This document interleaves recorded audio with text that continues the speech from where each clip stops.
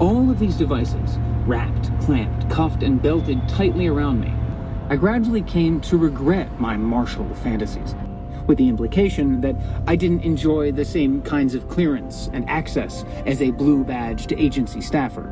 To link everything together, it should be no surprise then that the bulk of them were young.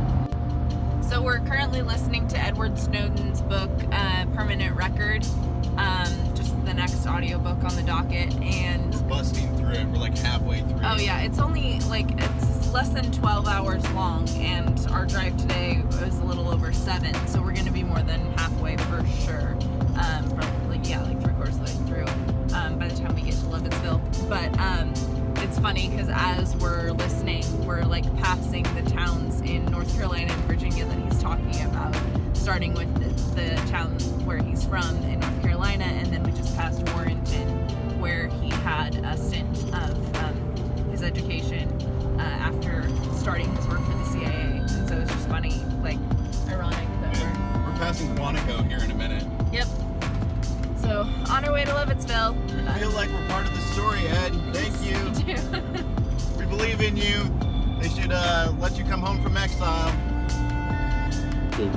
Lindsay and I were woken by our first major earthquake, jumped up from our futon, ran down 7 flights of stairs, and spent the rest of the night out on the street with our neighbors, shivering in our pajamas. Those post-9/11 polarities of us and them. The latter half of 2011 passed in a succession of seizures and in countless doctors' offices and hospitals. The facility was built out of reinforced concrete, its eponymous tunnel a kilometer-long tube in the side of a hill opening up into 3 cavernous floors of server vaults and offices. We're way further into that Ed... Hold on. How's that? We're way further into that Ed Snowden book, and Snowden, my stuffy nose. You know, I feel like the Supreme Court or somebody should listen to it, because I think it's a pretty good defense. I think he's covered by, like, whistleblower laws. Whistleblower laws. That's hard to say with a cold. Yeah, no, I think everybody should listen to it, because he's got a solid argument. He might be, dare I say, a patriot, as much as it would pain everybody to say. So, anyway, we'll probably finish the book before we get to Conway. Yeah, it looks like just about before as we're getting to Conway. The easiest thing should have been to follow the rules. Throughout the EU, UK, South Korea, Singapore, Taiwan, and China. Our data wanders far and wide, and technologies detect us in utero, and our data will continue to proliferate even after we die. We are just about to finish Ed Snowden's book, and I'm convinced more than ever that dude's a patriot. Also, hey, NSA, I know you're watching. Yeah, okay.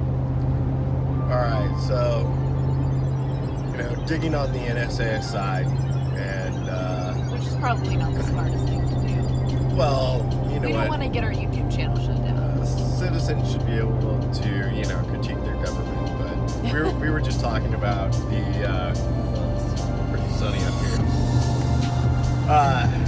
Just a recap of the book and what it was different versus, in line with our expectations from it going in. I mean, I was saying that there are a few things that, I believe some of what, the U.S. propaganda machine wanted us to believe. Like, for instance, that he was super low level and didn't have enough clearance to really see the big picture, and that he was just kind of a rogue, lower rung contractor, that sent out emails from his computer console at the NSA. But, I mean, the fact was he actually did have all the security clearance that was necessary in order to see everything. One thing that he said from the prologue was that he maybe shouldn't have. Right, He was absolutely. just a contractor, and he's like, I shouldn't have had the clearance that I... But one of the things that, my aunt, brought up, because she was saying that she's against Snowden, which, I don't believe for or against anybody until I completely understand their argument. So even halfway through the book, I didn't necessarily have a complete opinion. Even after the book, you can't necessarily know the person totally, but the book definitely helped give some perspective. And one of those perspectives was that as a systems administrator, he was giving complete access to all of the NSA's top files in multiple levels, from the embassy in Geneva to, you know, the systems hub in Hawaii, and he and everybody else could see exactly what was going on, and he actually was given access to all of the consoles where you could look up just and stare through people's cameras back at them, no matter who they are, where they are. And you know, yeah, he's an idealist and a patriot from a long, you know, family of them, and he believed that it was wrong, and that's what it was motivated out of. And I really respect that, and respect that we still have people like that in this world. And I'm ashamed of the fact that when they show up, we exile them out of this country. And I remember still respecting him despite all that enough in 2016 that I honestly expected that he would be one of the ones that Obama pardoned at the end of his term, and was a little bit surprised that he didn't. Although I understand how that would undermine, you know, some of the intelligence community and their standards. You know, but I really thought that, you know, it could happen, and I kind of wish it would have. And I think it's also really important to think about some of the strides that we've made since then, where it's become part of our normal conversation, where people are aware of the NSA's ability to look through your computer camera or your iPhone camera, no matter where you are. And even Zuckerberg puts tape on his cameras as well. But also the global adoption of switching from HTTP to HTTPS security systems on websites. That's something that we did in 2016 at Marketeering Group, making sure that everything is encrypted. That's because all of our clients' websites, including those who were not taking credit card payments over their site. And also the adoption of the European Union's GDPR standards, in order to make sure that you are treating the user as the owner of information. And from his perspective, he sees that it's so important that we do this, because it's not just our own privacy, but the privacy of everybody to our left and to our right, and people who could be shamed, you know, people who have differences, people who you know, who maybe live in a country or in a community that could have their personal information that, even though it's, you know, fine, be used against them in one way or another. And that's not just, you know, our peers, but also, you know, our children and our children's children. And then if we don't set the precedent in the first generation for what is and what is not okay for the governments to use of our own information, that it makes it impossible to undo for future generations.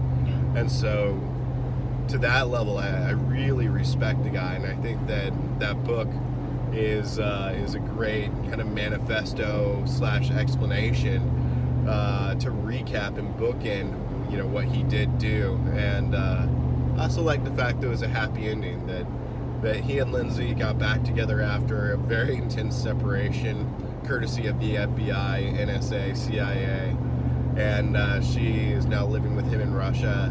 And it also makes me think about, like, damn, sly move, Russia, taking, you know, the guy who calls America on our shit and just giving him free reign in your own country, while at the same time, of course, you know, doing espionage in a similar fashion against the United States. It's a great PR move.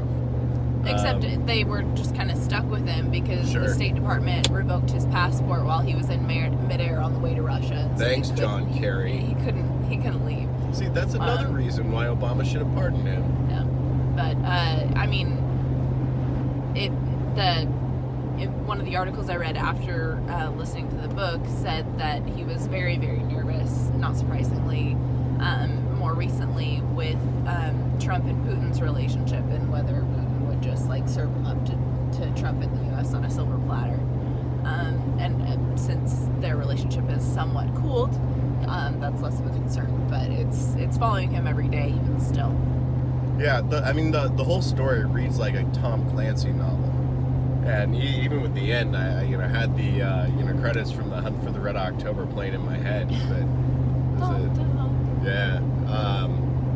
But, I'm kind of humbled that we live in a world with people like that. And I think every American should read or listen to that book, not just to know the political relevancy that it presents to us, but also to hear what being a true American is like. We all got to step up our game and stand up for what we believe in, even if it turns our life upside down. Respect that.